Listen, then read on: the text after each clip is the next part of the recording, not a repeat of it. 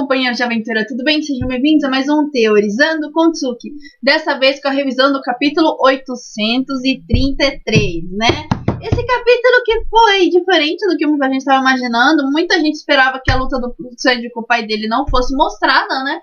Que a floresta e o que aconteceu com o bando sim fosse mostrado. Mas, no entanto, todavia, porém, o foco foi bem diferente, né? Se mostrou... Isso foi a minha iluminação caindo. Mas, contudo, todavia, no entanto, antes de começar com a revisão propriamente dita, eu vou, como de costume nos últimos vídeos, começar com a charada. Charada, Tsuki? Como assim? Se essa é a primeira vez que você escuta sobre isso, eu peço para que você veja os primeiros 3 minutos da revisão do 832, ou entre na página Teorizando com Tsuki, no primeiro post, que é um post fixo, você vai ver a explicação de como o jogo de charadas funciona, muito bem? Então, para aqueles que já estão participando, né, eu vou colocar aqui o nome das pessoas que chegaram à resposta da segunda charada, um número menor do que a primeira charada, gente. Será que tá ficando difícil? Vocês já estão desistindo ou vocês estão desanimando? Vamos lá, gente, vamos se animar aí. E a terceira charada é a seguinte, eu vou pôr aqui na tela. Charada 3, mapas e piratas. Você descobre rapidamente que você e sua espadachim são péssimos ou péssimos navegadores.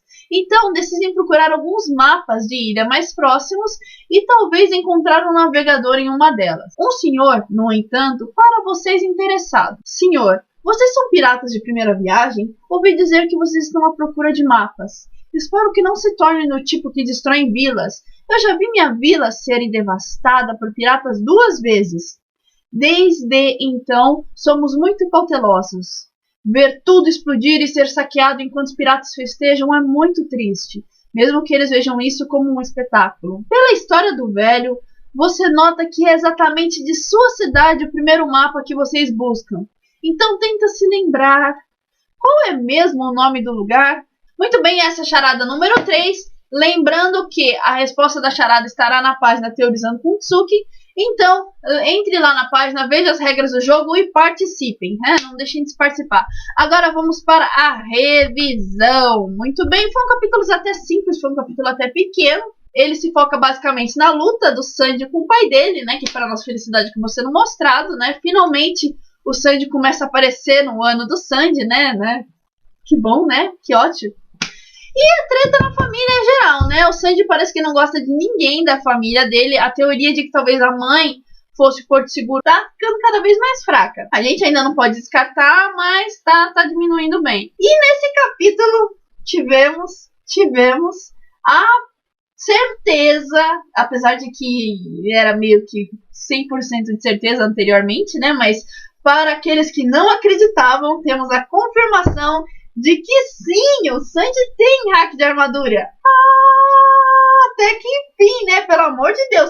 Mas sejamos francos. Se o adversário do Sanji não falar que ele tá usando hack, a gente nunca vai saber se ele tá usando hack. Porque a coloração do hack no mangá é preta. O mangá é em preto e branco. O Sanji é o perna negra. Ele tá sempre com calça e sapatos pretos. A gente nunca vai saber se o nego tá usando hack ou não. Entendeu? É um negócio complicado. Tanto que se você ver a cena que falaram que ele usou haki, não aparece.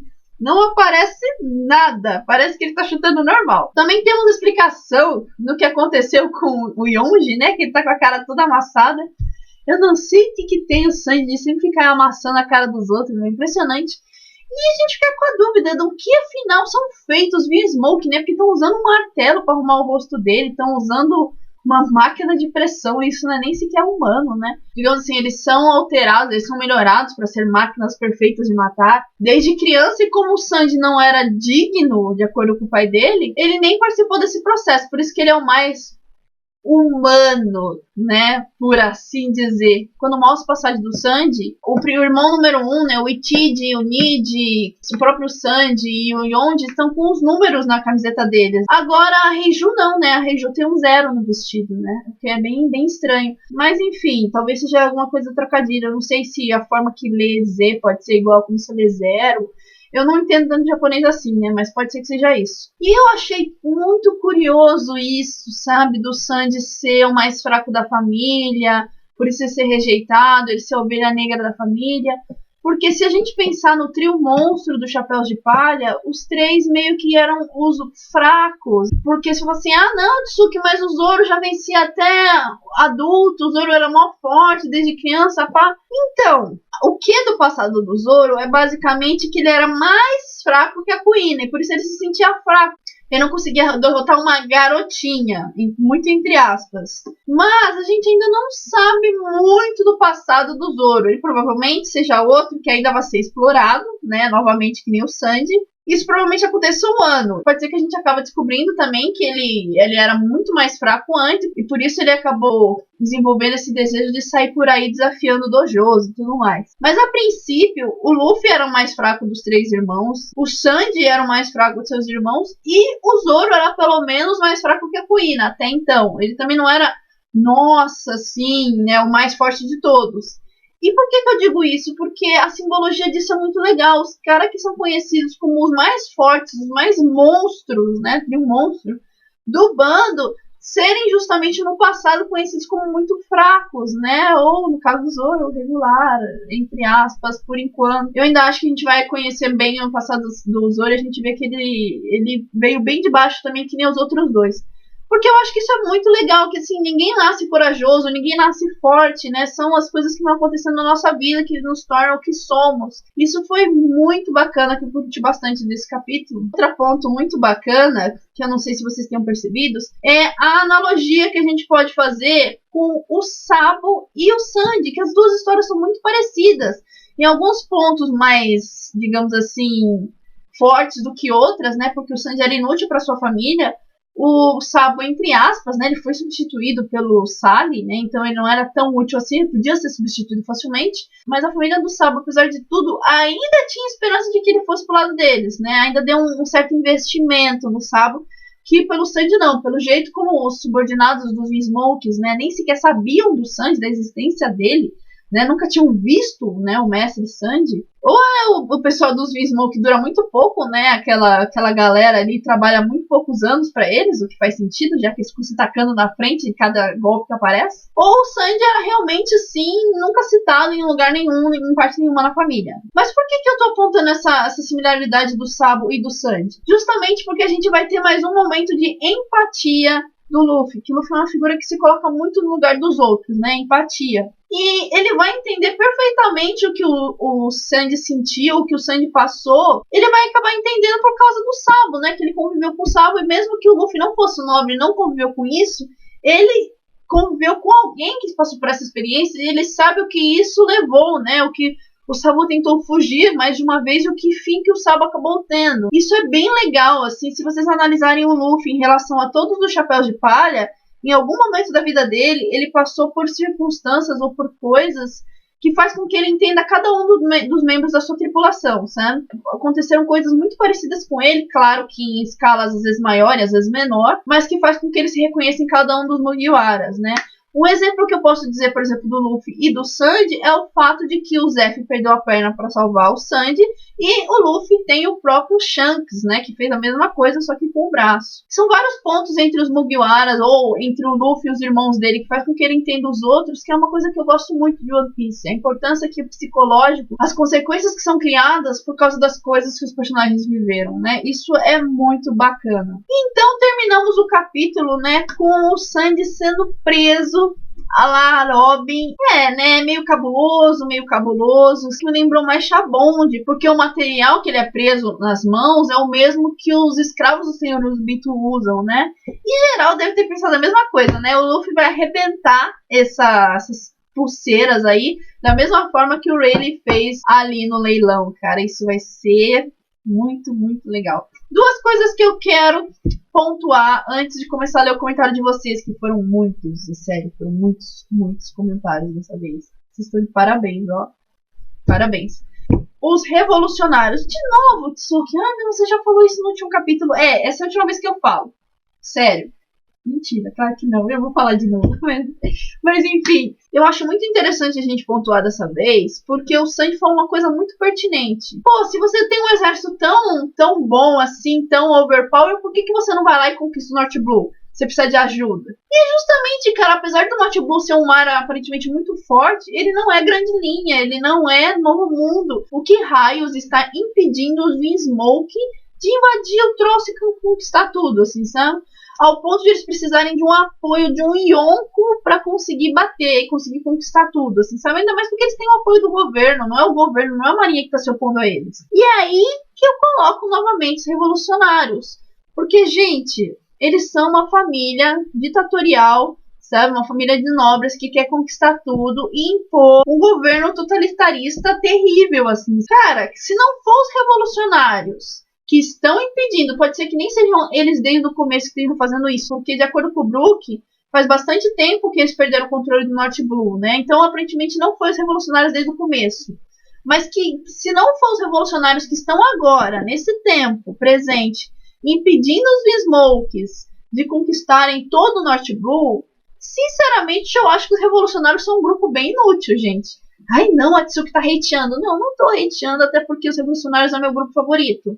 Mas, cara, é a função deles, né? Impedir governos tiranos, lutar contra a desigualdade, porque é aquela coisa muito fofinha no mundo de One Piece e revolucionários, né? O que não é bem assim como funciona. Mas a gente sabe que se tratando de reinos e rei, essa coisa toda, o Oda é bem preto no branco. Então, se os revolucionários não estão fazendo isso, que deveria ser o trabalho deles, eles não estão fazendo muita coisa, né? O Luffy está sendo mais revolucionário do que eles, né? Pondo o rei no governo, tirando o rei do governo, fazendo golpe, ajudando o golpe de Estado, indo contra golpe de Estado, né? Ele que tá fazendo a verdadeira revolução. Mas para mim faz muito sentido os revolucionários estarem nesse meio pelas mesmas razões que eu citei no capítulo passado, né? Que o Dragon já foi citado no começo desse arco, que está sendo um arco muito familiar. E outra coisa que reforça esse meu ponto é que no capítulo 440, fui até dar uma pesquisada lá no passado, quando o Dragon vê pela primeira vez a recomeça do Luffy, né, os revolucionários estão discutindo lá. Eles comentam que tinha acabado de finalizar uma guerra no Salt Blue, né, que eles tinham ganhado, e que eles poderiam começar a atuar no North Blue. Então, no capítulo 440, Ace dos Punhos de Fogo versus Barba Negra Teach, ou só Punhos de Fogo versus Teach, alguma coisa assim. Por isso que eu reforço que eu acredito que o que impede, hoje em dia pelo menos, os Smokes de conquistarem o North Blue são os revolucionários, porque eles precisam entrar na história de uma vez, cara, eles precisam fazer alguma coisa. A gente tá chegando no arco dos revolucionários e cadê esse povo? Cadê? Alguém já falou, tal país foi ajudado pelos revolucionários?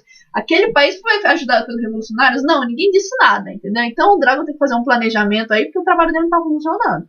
Desculpa aí. Desculpa, Dragon, mas eu tô sendo sincera, assim. Quem é amigo fala, né, sinceramente. O último ponto que eu quero tocar com vocês é a questão da referência do conto de fadas da vez. Sim, teve uma referência de conto de fadas nesse também, não sei se vocês chegaram a perceber, que é uma referência invertida. O que isso significa, Tsuki? Por exemplo, Don Quixote do Flamengo. A figura de Don Quixote de La Mancha era uma figura sonhadora, uma figura, assim, que acreditava em sonhos, acreditava no mundo de cavalaria e tudo mais.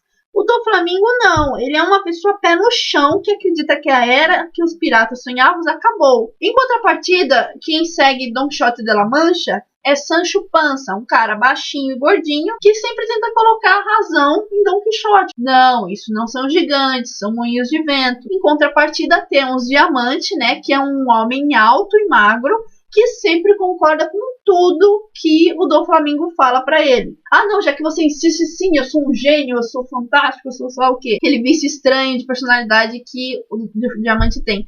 Isso é uma referência inversa. E qual que é a referência inversa, dessa vez usando contos de fada? Muito bem, é Cinderela. Pois é, gente, eu até cheguei a comentar isso no último capítulo, né? Eu quero só ver a referência da Cinderela agora. E acabou acontecendo, porque na história original, Cinderela, na história original, Cinderela. Na história original, Cinderela era uma mulher, certo? Que era maltratada por sua madrasta e suas irmãs postiças, obrigada a cozinhar, obrigada a cuidar da casa, e ela tentou escapar de tudo isso para se casar com o príncipe, né? Que a madrasta acabou tentando impedir e tudo mais. Agora, o que seria a referência invertida? A gente tem o Sanji, que é um homem. A gente não tem uma madrasta, a gente tem o pai dele de sangue, né? A gente tem os irmãos dele de sangue, a família dele de verdade. Ele não é obrigado a fazer os serviços, na verdade, brigam com ele porque ele tenta fazer os serviços, certo? E estão obrigando ele a casar. Exatamente o oposto da questão da Cinderela, mas algumas coisas são iguais, que é a questão do maltrato familiar, o que era para ser a família da Cinderela e o que é a família do Sanji, um maltrato terrivelmente não o considera como parte da família, e a questão do ratinho, né? Olha só que bonitinho, que ele aparentemente alimenta ratinhos, que pode ser que não seja necessariamente ratos, porque ratos também era uma forma que se utilizava para se mencionar os judeus na Segunda Guerra Mundial. Pode ser da mesma forma que o pai do Sanji disse que ele continua alimentando ratos, pode ser que não sejam ratos de verdade, que sejam pessoas que ele considera como ratos, que ele considera como inferiores, como pessoas que foram presas, né, estão sendo castigadas pelos Vinsmoke, né? Até interessante porque tem um pessoal aí que teorizava que os Smokes eram meio que baseados na Alemanha da Segunda Guerra Mundial, então os ratos serem prisioneiros e serem tipo os judeus seria, né, um complemento dessa teoria aí, né? Mas essa questão dos ratinhos também entraria nesse contexto de Cinderela, finalizando o conto de fadas da vez. Então eu deixo a minha opinião por aqui e começo a ler agora os comentários de vocês. Lembrando que eu acho que eu não vou conseguir ler todo mundo, porque foi muita gente que comentou dessa vez. Vocês me impressionaram bastante, sabe? Eu fiquei até sem graça. Lembrando que se você quiser participar da pauta, eu sempre coloco um post no grupo Teorizando com Tsuki, né? Então fica de olho lá, entra, aí tá, o link tá na descrição. Então o primeiro comentário é do Paulo Júnior. Como você acha que o Luffy irá destrancar a pulseira do Sanji? O que você acredita que deverá ser mostrado no futuro flashback prolongado? A mãe morreu no parto? Sexta no Globo Repórter. Eu acredito que o Luffy vai fazer a mesma coisa que o Rayleigh fez, que até hoje eu tenho dúvida se foi o próprio hack do armamento que ele usou, ou se foi uma forma física do hack do rei, né? Isso eu nunca tive muito claro. Acredito que seja isso, e eu não vou apostar muito na mãe dele, porque aparentemente ninguém da família do Sanji está se salvando, né? Então, o seguinte comentário é de Luiz Gonzaga. Ele diz: eu acho que a família Vinsmoke vai se rachar durante essa saga. Sanji, Reiju e Yonji contra Juji, Ichiji e Niji. Eu também acho. Eu vou apostar. Se for pra apostar em um lado pra ficar do lado do Sanji, eu vou apostar mais na Yonji, no Yonji e na Reiju, sabe? Eu acho que o fato de eles terem chegado separado quer dizer alguma coisa, né? Chegado separados do primeiro e do segundo. Eu não sei. Eu apostei na última revisão que o Yonji poderia nos surpreender. E apesar de tudo, eu até continuo com essa opinião, né? Vai ver que agora que o Sanji mudou, né, os irmãos dele acabam mudando também, quem sabe. Outra coisa que você me lembrou, Luiz, lendo seu comentário, é o quão frio o pai do Sanji é, porque se a gente prestar atenção, o nome dele é Juji, né, que também pode ser escrito com J-I no final. Ou seja, o nome dos filhos dele, ele simplesmente pegou o final do nome dele, a última sílaba, que é Di, né? J-I, tá? Você fala como Di, não Di necessariamente. E colocou um número na frente, ou seja, ele não quis sequer dar um nome para os filhos deles, né? Com exceção da Zero, e mesmo assim é um nome, né? O nome deles não é estritamente ligado ao relógio, como a gente estava pensando. O seguinte comentário é do Jorge Han Moraes. Eu não sei falar o nome desse pai do sangue, gente. Eu vou chamar ele de Garuda. Por sinal, até apareceu isso, né, referência no último capítulo, essa questão dele ser conhecido como Garuda, que é uma figura mitológica de pássaro, que parece muito com uma fênix. Invejoso. Enfim, parece com uma fênix, só que não é tão bom quanto uma fênix. E eu até coloquei uma zoeira no grupo Teorizando com Tsuki pra ver se alguém pegava, que eu coloquei uma imagem do Ayakos, de Cavaleiro dos Zodíacos, que é um juiz, Juji, certo? Do inferno de Hades. E ele é Ayakos de Garuda. Então, por isso que eu fiz assim, vamos ver se alguém entende a referência, e pelo jeito ninguém entendeu completamente. Eu não acho que é uma referência de Oda Cavaleiros Zodíacos, eu acho que é só uma coincidência mesmo, o cara ser um juiz e ser o símbolo de Garuda também. Mas eu achei engraçado, porque na hora que eu li Garuda, eu fiquei pensando assim, nossa, eu já vi esse nome em algum lugar. E é lógico por quê, porque os juízes do inferno são os personagens favoritos em Cavaleiros do Zodíaco. Mas continuando, porque isso aqui não é revisão de Cavaleiros do Zodíaco. O seguinte comentário é do Jorge Han Moraes. O pai do Sanji decepcionou. A luta deu a entender que o Sanji ganharia se lutassem a sério. Espero que a mãe do Sanji seja uma baita personagem foda e o flashback mostre isso. Sim, eu também acho que o flashback meio que deu a entender que nenhum dos dois lados meio que lutou a sério. Eu acho que o Sanji dava bem mais que isso. Eu tava esperando muito o Sanji já, o Skywalker, né, mostrar que ele consegue andar pelos céus sem precisar desse equipamento do Smoke. E o pai dele se mostrou muito, digamos assim, dependente da tecnologia, né. Eu não confiei muito na força do pai do Sanji nesse capítulo não, sabe. Eu acho que se o Sanji tivesse um pouquinho mais de tempo ali, eu acho que ele conseguiria, se não fosse pela interferência de terceiros, né, dessa parede aí que ele faz, eu acho que teria dado muito mais luta do que realmente deu. E como eu disse no comentário acima, eu não vou esperar muito da mãe do Sanji por enquanto, né, que a família tá ficando bem cabulosa. O seguinte comentário é do Anderson Oliveira. Poderia a mãe do Sanji ter morrido no parto? Isso explicaria esse ódio de todos os seus familiares. Poderia, mas não seria culpa necessariamente do Sanji, já que são em 4, seria culpa do último, né? Muito entre aspas, gente, pelo amor de Deus. Mas o último a nascer foi o Yonji, né? Mas eu não sei. Pode ser que tenha morrido, pode ser que não. Não tem como a gente afirmar muita coisa, velho. Como eu já disse antes, não tem como a gente defender a mãe do Sanji com essa família aí em volta, né? Essa história de serem quadrigêmeos é uma coisa muito absurda, gente. Nossa, acho que é a coisa mais WTF do capítulo. O seguinte comentário é do Augusto Sawami. E ele diz: como você acha que funciona esse poder do wall, né? Esse poder da parede? Eu acho, sinceramente, que é só obediência mesmo. Eu não acho que é uma Akuma no Mi, até porque mais de um, né? O filho mostrou e o pai mostrou. Eu acho que é uma obediência cega. Minha mãe tá gritando com os cachorros lá na cozinha. Eu acho que é uma obediência cega, porque os Smoke devem ter muito poder, e eu sei que isso soa muito vazio e muito fraco, né? Mas as pessoas fazem coisas absurdas por poder, né? Por reconhecimento. E aparentemente poder, reconhecimento e dinheiro é uma coisa que os Smokes possuem. E a Gabriele Castro faz o seguinte comentário: e onde tem alguma Akuma no Mi? Não é possível. Você diz por causa do formato do rosto dele, né? Que tem que ficar batendo com o martelo, com a máquina de pressão para arrumar.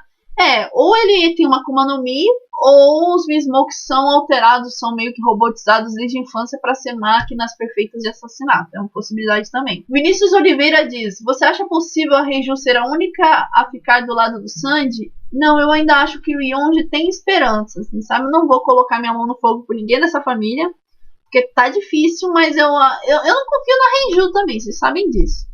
Mas se for para escolher dois, pelo menos eu ia colocar Reiju e o Yonji, porque parece que eles estão mudando de opinião sobre o Sanji. Seguinte com o Alisson Nunes: acha que o Sanji agora com raiva brigue com seus irmãos até o Luffy chegar? Ou até mesmo que batem alguns e consiga fugir do navio e encontrar a tripulação antes? Eu acredito que não, por causa dessas pulseiras que colocaram nele. Antes eu não sabia o que estava impedindo ele, mas nesse capítulo meio que ele respondeu, né? Ele tinha alguma esperança de que a família dele mudasse, né? Esperança que foi pro ralo. E agora a esperança dele acabou, mas ele não consegue fugir por causa dessa pulseira. Mas sinceramente, se fosse para escolher entre o bando e entre perder as mãos, mesmo ele sendo cozinheiro e se importar tanto com isso, a gente já sabe a resposta, né? Porque em Thriller Bark ele deu a vida dele, ele queria fazer a mesma coisa que o Zoro fez, né? Sacrificar a vida pelo Luffy, pelo bando. Então, se ele tiver que escolher, ele vai escolher perder as mãos para ir atrás do bando. Mas eu acredito que agora, por causa disso, ele não vai fugir. Ele vai ficar um tempo parado, pensando no que fazer, até descobrir que o bando foi atrás dele.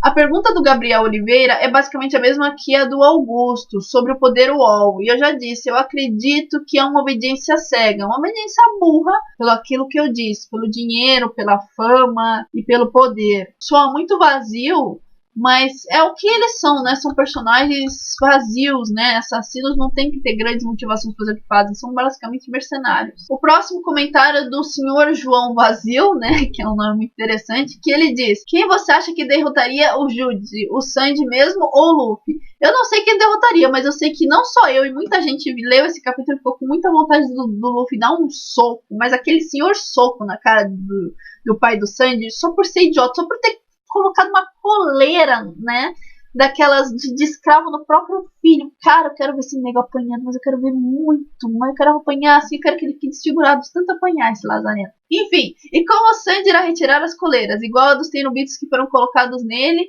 e ele vai dar um jeito de tirar ou vai ter que esperar pelo Luffy para tirar, assim como o Rei Leg tirou o da Kame?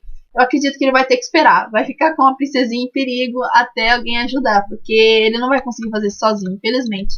Ele pode até tentar proteger os braços com haki, mas eu não tenho certeza de quão bem isso funcionaria. É uma possibilidade. O próximo comentário é da Medina, e ela diz: você acha que depois desse capítulo e das explicações do Jude sobre o porquê de sua parceria com a Mama, a teoria de que a Germa 66 fosse assassiná-la, ou no caso assassinar a Big Mom, eu fiz um vídeo sobre isso, pode ser descartada, ou isso poderia ser só um discurso para enganar o Sandy? Eu não vou descartar a teoria ainda, porque eu acho que tem muita coisa para explicar. O que impediria os V-Smoke realmente de conquistar o North Blue? Porque o North Blue, se o cara já tem hack até, sabe? O North Blue não é pra ser tão forte assim no nível Grand Line, no nível Novo Mundo. Então isso pode ser tudo uma mentira, ou tem alguma coisa que ele tá escondendo ainda. E pode ser essa questão do assassinato. Pode ser que ele for assim, ó, se eu me aliar com ela e conseguir força pra derrotar o que seja lá o que tá me impedindo de conquistar o North Blue, beleza. Se eu não conseguir, eu sigo com o plano do Teach e executo a Big Mom, entendeu? Então, eu ainda acho que tem muita coisa para ser explicada para descartar essa teoria ainda. E o último comentário que eu vou conseguir falar, né, porque o vídeo já ficou muito grande, é do Bruno Barbosa, que é um comentário bem pequeno, que é os V-Smoke são os lixos. Acho que nem a mãe salva. Infelizmente eu tô concordando com você por enquanto. Então eu fico por aqui, gente. Muito obrigada. Eu espero que vocês tenham gostado. Não deu pra ler o comentário de todo mundo. Eu tentei ler a maioria. A revisão ficou enorme no final das contas, mas tudo bem, né? Eu espero que vocês tenham gostado. Não se esqueçam de olhar aqui embaixo na descrição o link dos meus parceiros, meus companheiros, meus líderes de frota. Não se esqueça de curtir a página do Teorizando Kurtsuki, entrar no grupo para participar da pauta, participar de outras coisas. Até de vez em quando eu jogo um vídeo exclusivo lá. Tem um vídeo de eu abraçando uma caixa que eu coloquei hoje de manhã, né? Se vocês entrarem, vocês vão entender, né? Participem do jogo da charada. E passem esse vídeo, passem o canal para os seus amigos, seus inimigos e para o gato do vizinho também. Muito obrigada e nos vemos no ar.